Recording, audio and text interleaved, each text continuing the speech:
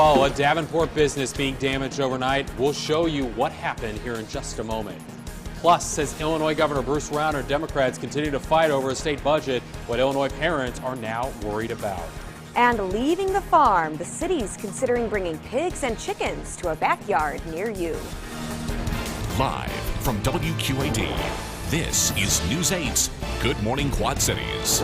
I will stick with my dog. Yeah. Good morning and welcome. It is Thursday, January 5th. I'm Angie Sharp. And I'm Jonathan Ketz. Thanks for joining us. Cool conditions to start off a Thursday morning. The question is whether or not things will change anytime soon. Yeah, we have some slick conditions as well, just south of the Quad City area. Yeah. Eric has the details on all that. Yeah, good morning, guys. We are tracking some light snow out there. We'll get to temperatures in just a minute, but snow on the radar pushing off to the east about 2 or 3 o'clock in the morning is right on schedule. As far as some photos, I do want to share these with you from Josh Johnson in and around the Galesburg area. I'd really love to see some more photos. Snap one out your window, throw it onto Facebook at WQAD Eric Sorensen, or you can email it to me as well, eric.sorensen@wqad.com. Look at this shot from Middletown, Iowa, just to the west of Burlington there. I love that you can see the sign there welcoming the town as well. Tori, you've got a great vantage point. Be careful on the roads out there. Looks like there could be a ½ inch to an inch on the roadways.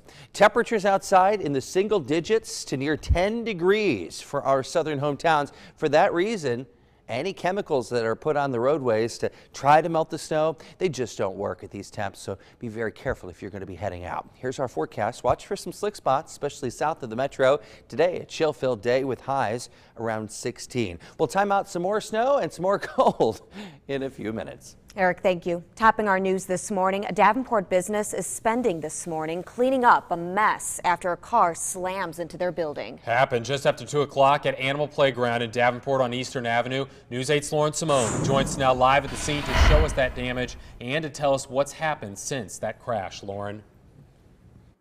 Yes, good morning, John and Angie. So employees here at the Animal Playground have gone home for a little bit because they're set to open in about 30 minutes now. But this morning it was a glassy mess this morning. So the driver actually hit the side of the building here. You can actually see the color of the car still on the side of the building, and also some of the insulation still poking out there as well. So that's where the driver first hit. But most of the damage, if you can follow me over here, is going to be right in the middle of the office area / lobby of the place here. So now, employees spent the morning boarding things up and cleaning up all the glass and everything, but we're going to show you a surveillance video of the actual crash that happened this morning. So the driver was coming south on Eastern Avenue when it hit the side of the building, as you see there, and then again here in front of all those windows. So thankfully no one was hurt.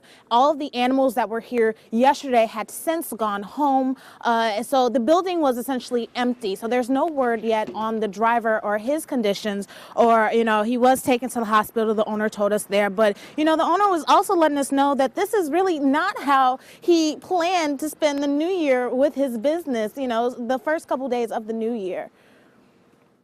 I'm sure a lot of people will be wanting to know what happened and come in and assess the damage for themselves, but it's a little minor setback for 2017. We'll get it going. So the Animal Playground has been open for about 3 years now, and they see anywhere from about 30 to 40 customers a day. Back to you guys. Lauren, thank you very much. We will keep bringing you updates on the story right here throughout Good Morning Quad Cities. Also on our website, WQAD.com. The story is at the top of our homepage. Well, Scott County Democrats are moving quickly to find a new candidate to represent Northwest Davenport in the Iowa House. Representative Jim Lycum won a special election last month to take over a seat in the state Senate, replacing Senator Joe Sang, who died in September. Another special election will need to be held to fill Lycum's former seat in the House.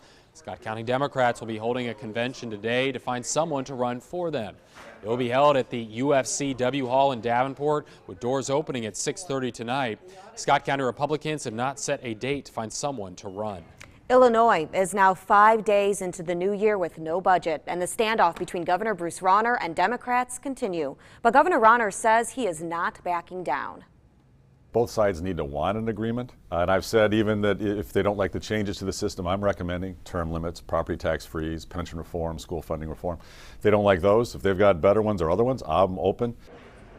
Democrats say they're making progress on workers' compensation reform and also school funding.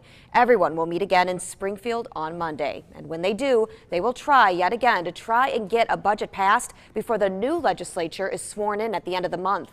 A lot of parents in Illinois say they're worried that the budget stalemate will have an impact on their children's future. They say they are getting tired of lawmakers passing the blame onto one another, when in the end, they say their families are the ones being impacted, from education to social services to other agencies. People are leaving the state of Illinois, so that speaks volumes about where we've come as a state, and people are obviously concerned about the path we're going down. The longer we go, the more in debt they get and the more things just start to fall apart. The grid operator. This is the second year Illinois has gone without a full budget. A company that makes plastic storage bins unveiled its plans yesterday to bring a new location to Davenport. Representatives from Sterilite Corporation met with city council members.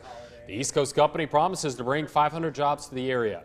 In return, the city says it's considering giving Sterilite a forgivable loan along with utility, road, and intersection improvements.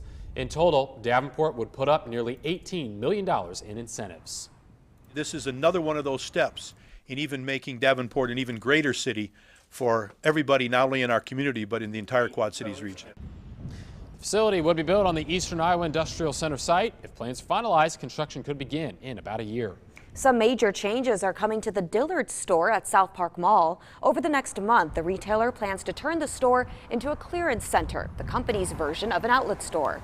Workers were given the news earlier this week. Most are being offered jobs at the Dillards in North Park Mall. The Arkansas-based retailer operates 24 of these clearance centers around the country. Pigs aren't just for the farm anymore. People in Burlington could soon be allowed to have pot-bellied pigs as pets. Now, a city ordinance currently considers the animals livestock, but city leaders are considering changing that. One woman says pot-bellied pigs are a lot like having a dog or a cat, and there are many benefits to owning one. They'd make a good pet for somebody with allergies per se, and they're smart. They can be litter trained. They can be housebroken, like to go outside like a dog. They can be walked on a leash. Davenport and Des Moines already considered pot-bellied pigs as pets. People in Davenport are pushing for the city to allow backyard chickens. The ordinance, laid out last night during a city council meeting, would limit the number of hens to 6 per household and to only single-family homes. Residents would also have to sign up for training licenses. Council members say before passing that ordinance, though, they want to make sure residents do their research. We didn't want to be too punitive.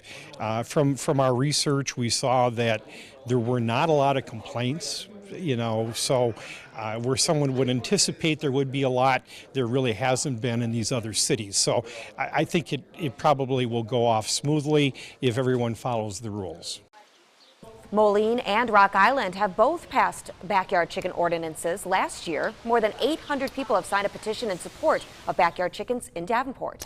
Well, a dog who was left to die in the middle of the road in Bettendorf is now ready for a new home. WQAD News 8 first brought you the story of Apollo in November. He was found by a Good Samaritan on Greenway Drive in Bettendorf, starving and almost dead. Now he's made a full recovery and is ready for adoption at the Humane Society of Scott County. They say Apollo is off all of his medication, is learning some new manners, is crate trained, and is back to a normal eating schedule. His adoption fee is $105. Still to come, right here on Good Morning Quad Cities, missing data. Why Canadian researchers are raising red flags for medication used to help pregnant women. And considering change, the Caterpillar plant that will soon be consolidated, and what that means for workers at that location. Chilly temperatures outside as we start your Thursday. We also are tracking a little bit of light snow. I'll let you know where there was accumulation overnight, where roads could be impacted. And when we set our sights to the weekend, will we see sun or snow? We'll talk about that when we come right back.